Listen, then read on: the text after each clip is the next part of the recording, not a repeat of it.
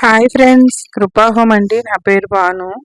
ఈరోజు కొన్ని ఎడీనియం మొక్కలు నేను రీపాటింగ్ చేస్తున్నాను. నా దగ్గర చాలా కుండీల్లో ఉన్నాయి కదా, ఇప్పుడు వచ్చేది ఎండాకాలం, ఇంకా తర్వాత రీపాటింగ్ చేయకూడదు. ఎందుకంటే అందులో మట్టి అసలు లేదు. కొంచెం తర్వాత నేను కుండీల్లో చిన్న చిన్న మొక్కల్లో పెట్టాను, కొమ్మలు పెట్టాను. అవన్నీ కూడా సర్వే సర్వే అయినాయి. అవి ఇసుకలో ఉన్నాయి. మొత్తం ఇసుకలో ఉండడం వల్ల నీళ్ళు వేస్తుంటే అంతా కూడా వెళ్ళిపోతుంది. అందుకని నేను ఇప్పుడు కొంచెం ఆవుగత్తం, కొంచెం మట్టి, కొన్ని బొగ్గులు అవన్నీ వేసి, బొగ్గులు అయితే అండి మట్టి నీళ్లు పీల్చుకుంటాయి కదా, బొగ్గుల్ని నేను బయోచార్ చేశాను. ఇంకా బయోచారు కొంచెం మళ్ళీ పేడ ఉంది, ఆ శివాలయానికి వెళ్ళి తీసుకొచ్చాను అనమాట ఒక బస్తా. అవన్నీ వేసి ఇంక ఎండాకాలంలో ఆవు ఆవుగత్త వేసామనుకోండి నీళ్లు తొందరగా ఆరిపోవు. అందుకనేసి ఇంకా నేను చేద్దామనేసి స్టార్ట్ చేశాను.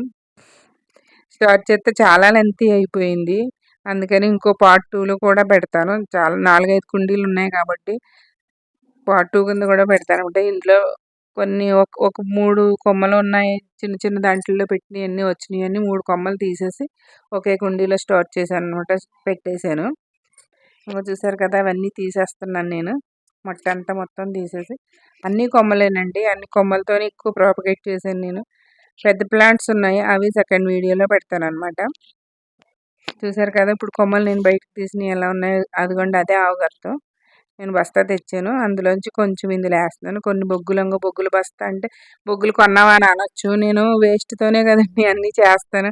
మొత్తం నా గార్డెన్ అంతా, నా వెనకాల ఉన్న గార్డెన్ అంతా చూసారు కదా, ఆ గార్డెన్ అంతా కూడా వేస్ట్ మెటీరియల్తోనే చేసినాయి.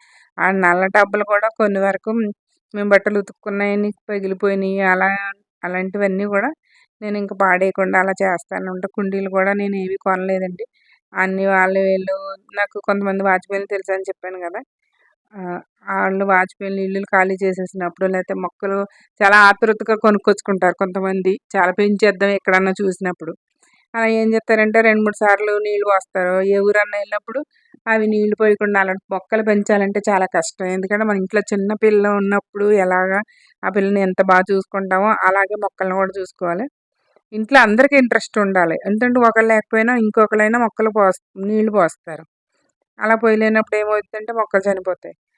ఆ తర్వాత ఇంత రేట్ ఎట్టుకున్నాం, అంత రేట్ ఎట్టుకున్నాం, పోయినాయి మొక్కలు చూడడం మనకు రాదా ఏంటి అనుకుంటారు. కాకపోతే మొక్కలు చూడడం నిజంగా అందరూ అదొక కళనండి. మొక్కల మీద ఎంతో ప్రేమ ఉంటే కానీ మొక్కలను మనం పెంచలేము. నేను ఆ వెనకాల ఉన్న మొక్కలే కాదు, నా దగ్గర ఇంకా చాలా మొక్కలు ఏవి కూడా నేను కొనలేదండి. ఇప్పుడు నేను రిపోర్ట్ చేసి అడినియం అన్ని కొమ్మలే. అవి కొమ్మలతోనే నేను ఆ బొగ్గులు కూడా ఎక్కడి నుంచి తెచ్చానంటే అండి, ఇస్త్రీ చేస్తారు కదా, ఇస్త్రీ చేసినప్పుడు బూడిది చిన్న చిన్న బొగ్గులు ఉండిపోతాయి కదా వాళ్ళ దగ్గర, అవన్నీ వాళ్ళని నేను అడుగుతాను. అవన్నీ కలెక్ట్ చేసి ఒక బస్తాలో వేసినప్పుడు ఒక నెలకో 2 నెలలకో వాళ్ళు ఇస్తారనమాట. ఒక బస్తా అడిగితే బూడిద ప్లస్ చిన్న చిన్న బొగ్గులు అవి నేను కిచెన్ కంపోస్ట్ చేస్తాను కదా, కిచెన్ కంపోస్ట్ ప్లస్ ఆవుగత్తం, బొగ్గులు వాటితోనే ఎక్కువగా నేను మొక్కలు పెడతానండి. నేను ఏమి వేయను. రోజు ఇంట్లో వచ్చి కడుగు, గంజి అవన్నీ 2, 3 రోజులు మన ఇంట్లో వచ్చే చెత్త, అదే కూరగాయల తొక్కులు అవన్నీ కలిపి 2 రోజులు 3 రోజులు ఒకటే బకెట్లో ఉంచేసి ఎక్కువ అదే ఇస్తూ ఉంటాను. నేను ఎప్సమ్ సాల్ట్ అని అవన్నీ ఇవన్నీ చాలా తక్కువ, ఎప్పుడో 1, 2 సార్లు కొన్నానంతే. ఎక్కువ నా మొక్కలకు పురుగులు గట్ట ఏమీ రావు. ఎందుకంటే నేను ప్లస్ కూరగాయలు చాలా తక్కువ పండిస్తాను కాబట్టి కూరగాయలు పెద్ద ఉండవు నా దగ్గర. అన్నీ ఎక్కువ ఫ్లవర్ ప్లాంట్స్, ఆర్నమెంట్ ప్లాంట్సే ఉన్నాయి నా దగ్గర అన్నీ.